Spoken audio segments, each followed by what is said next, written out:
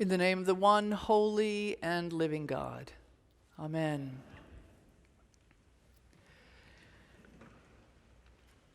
There are some weeks in our liturgical year when the overall theme of our lectionary texts is kind of hard to discern.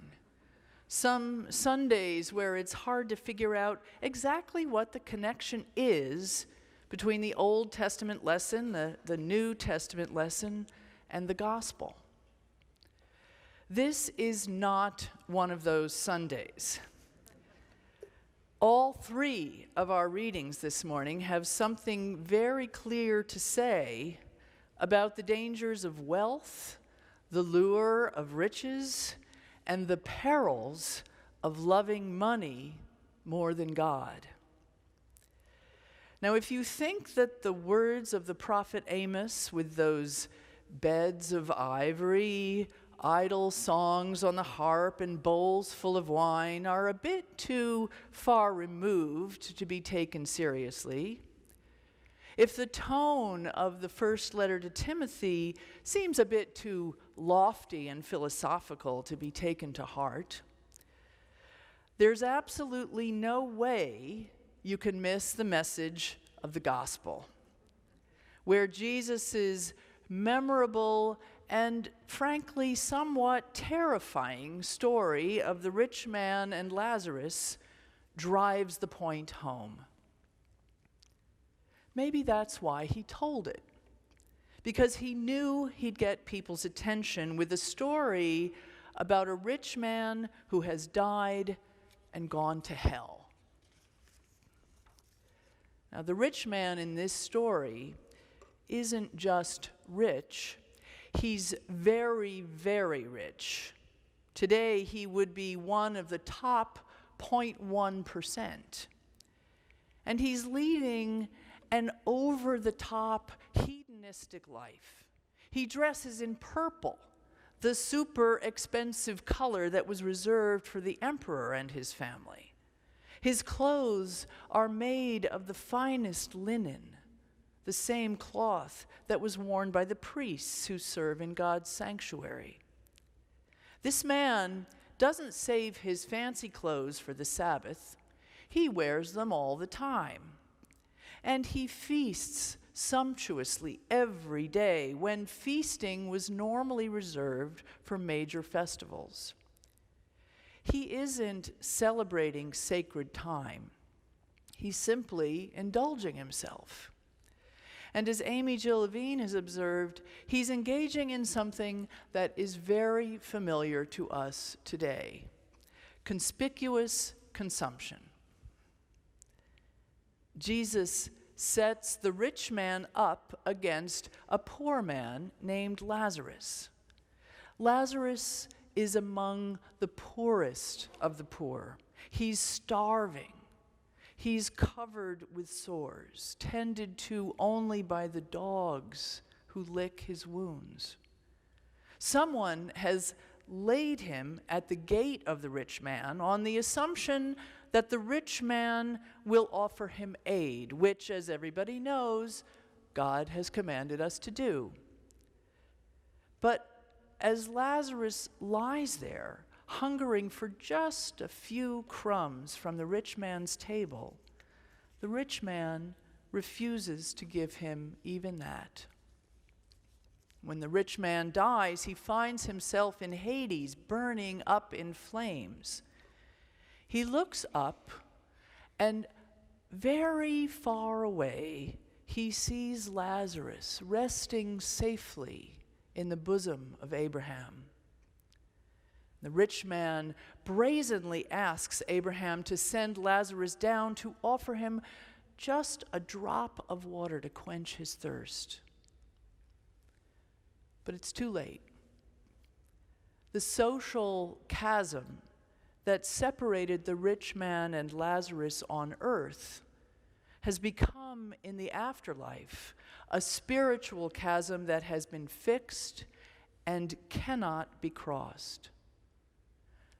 And a little bit of help that the rich man asks for, the little bit of help he refused to offer Lazarus when he was alive, cannot be given to him now. It's a harsh and horrifying image of the afterlife, designed to shock Jesus' listeners out of their complacency. We too may be shocked because we too may have had the experience of meeting our own Lazarus on the street and passing them by. I know I have.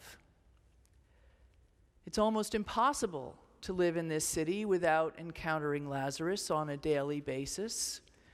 And whether we're wealthy or not so wealthy, we may feel a pang of recognition in hearing this tale, seeing perhaps a piece of ourselves in the rich man's character.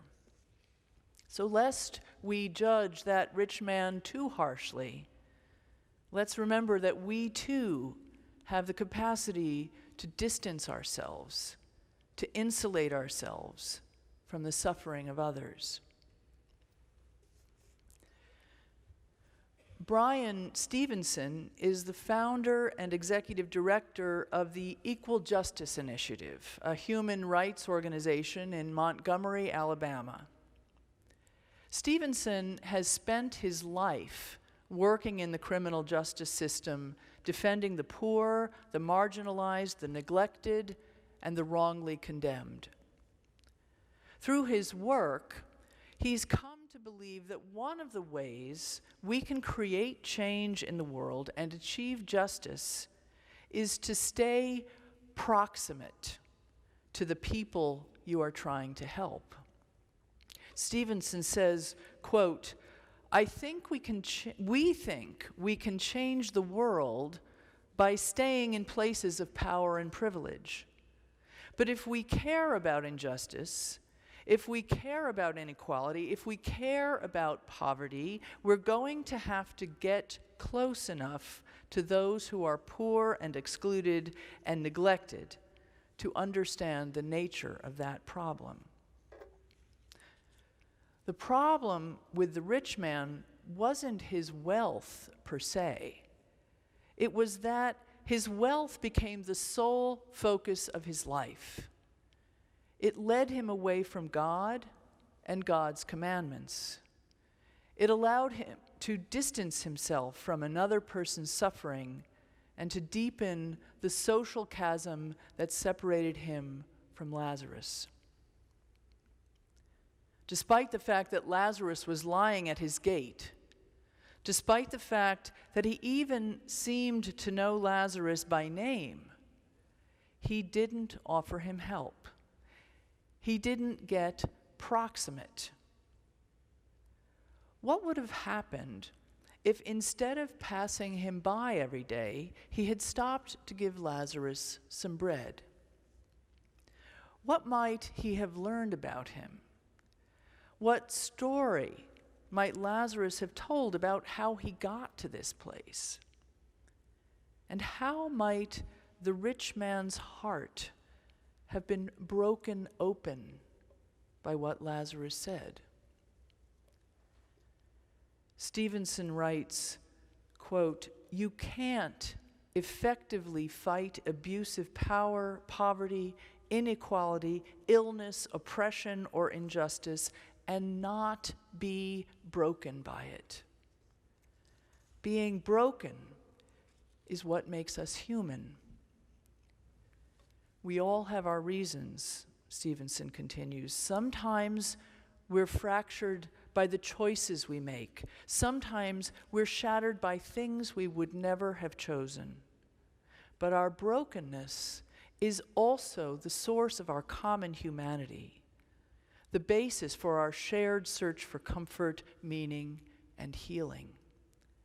Our shared vulnerability and imperfection nurtures and sustains our capacity for compassion. Acknowledging our brokenness and the brokenness of others breaks our hearts open. And on that common ground, we can span vast chasms with bridges of compassion. The story of the rich man and Lazarus isn't just about the rich and the poor. It's about proximity. If the rich man had taken time to offer Lazarus help, if he had taken time to hear his story, his fate in the afterlife would have been very different.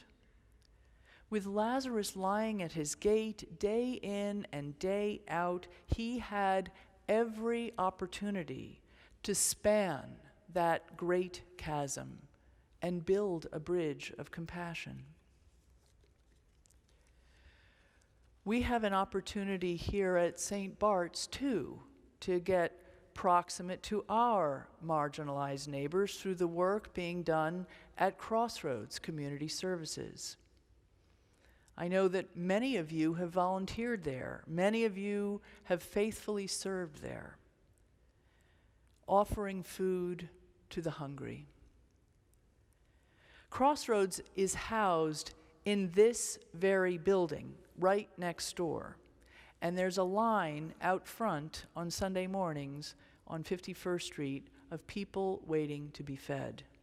That's about as proximate as you can get.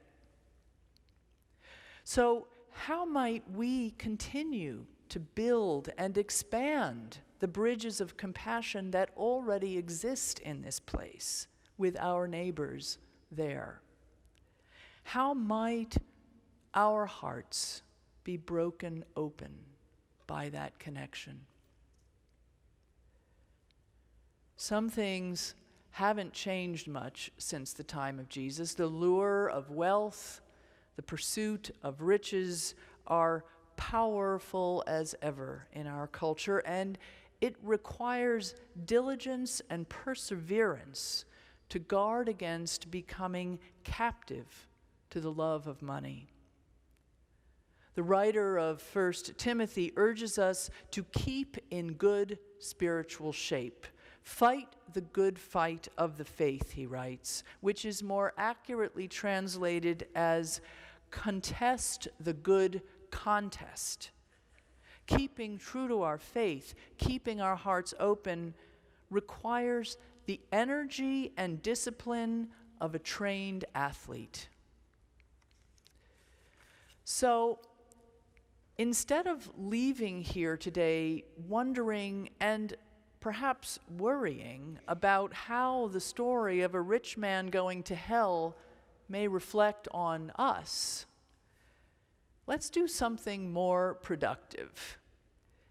Let us turn our attention instead to the 5 brothers the rich man has left behind, the ones he desperately wanted to warn so that they wouldn't end up like him.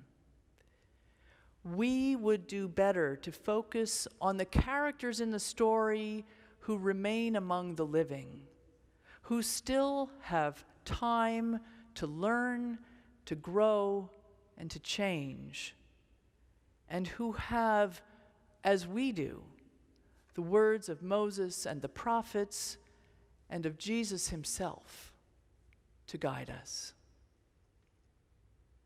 Amen.